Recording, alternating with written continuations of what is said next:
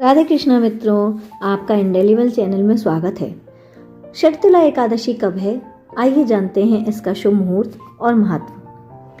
हमारे सनातन धर्म में षटतिला एकादशी का विशेष महत्व माना जाता है। कहते हैं जो कोई भी इस एकादशी का व्रत रखता है उसके जीवन में सुख सुविधाओं की कमी नहीं होती है। इस एकादशी पर तिल का दान बेहद शुभ और फलदायी माना जाता है। चलिए जानते हैं कि इस एकादशी का व्रत कब रखा जाएगा। वैसे तो हर महीने में 2 एकादशी तिथि पड़ती हैं, लेकिन माघ कृष्ण पक्ष में आने वाली एकादशी का खास महत्व माना जाता है, जिसे षटतिला एकादशी के नाम से जाना जाता है। कहते हैं इस एकादशी का व्रत रखने से पुण्य की प्राप्ति होती है। इस दिन तिल के दान का विशेष महत्व है और तिल का सेवन भी करना चाहिए। इस दिन तिल के प्रयोग को 6 अलग तरीके से करने से इंसान के जीवन से सभी पापों का नाश हो जाता है। यह एकादशी 25 जनवरी शनिवार को पड़ रही है और इसका पारण समय 26 जनवरी को 7:21 से 9:34 के बीच में किया जाएगा। पारण तिथि के दिन द्वादशी तिथि समाप्त होने का समय है 8:54 रात्रि के।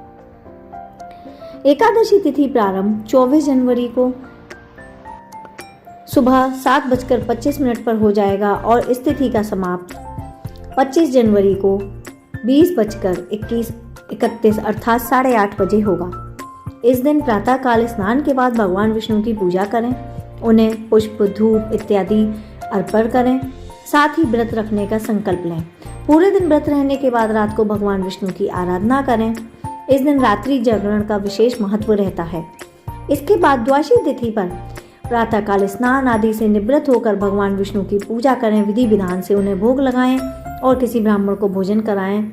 उसके पश्चात ही आप स्वयं अन्न ग्रहण करें, अर्थात पारण के पश्चात। इस दिन तिल का इन 6 प्रकार से उपयोग करना बेहद शुभ माना जाता है। पहला, तिल के जल से स्नान करें। पिसे हुए तिल का उपटन करें। तिलों का हवन करें। तिल मिला हुआ जल पिएं और 5वां तिलों का दान करें। छठा, तिल की मिठाई और व्यंजन स्वयं ग्रहण करें। कहते हैं जो कोई इस दिन तिलों का इस तरह से सेवन करता है या उपयोग करता है उसके जीवन के सभी पाप नष्ट तो होते ही हैं, साथ ही में उसे स्वर्गलोक की भी प्राप्ति होती है। एकादशी भगवान श्री हरि विष्णु को प्रभावित करने, प्रसन्न करने और उनकी कृपा पाने के लिए, उनका आशीर्वाद पाने के लिए, उनकी पूजा के लिए सर्वोत्तम तिथि है, क्योंकि यह उनको बहुत प्रिय होती है। इस व्रत को पाप हरनी के नाम से भी जाना जाता है, जिसका अर्थ है कि जो समस्त पापों का नाश कर दे, ऐसी एकादशी। इस व्रत को रखने से व्यक्ति अपने सभी पापों से मुक्त हो जाता है और मोक्ष को प्राप्त कर लेता है। ऐसा कहा जाता है कि इस दिन भगवान विष्णु की पूजा करने से भगवान श्री हरि विष्णु आपकी सभी मनोकामनाएं पूरी करते हैं और इस व्रत को करने से कन्या दान यानी सोने का दान करने और 1000 साल की तपस्या के बराबर पुण्य फल प्राप्त होता है। इस दिन जो हम तिल का 6 तरीके से प्रयोग करते हैं, इसलिए इस एकादशी का नाम है षटतिला एकादशी। तिल के बीज यानी तिल को बहुत पवित्र माना जाता है, क्योंकि हवन में पूजा के लिए अक्सर इन तिलों का प्रयोग किया जाता है। सफल अनुष्ठान सुनिश्चित करने के लिए षटतिला एकादशी पर तिल का उपयोग अवश्य करें। एकादशी व्रत विधि चलिए जानते हैं क्या है।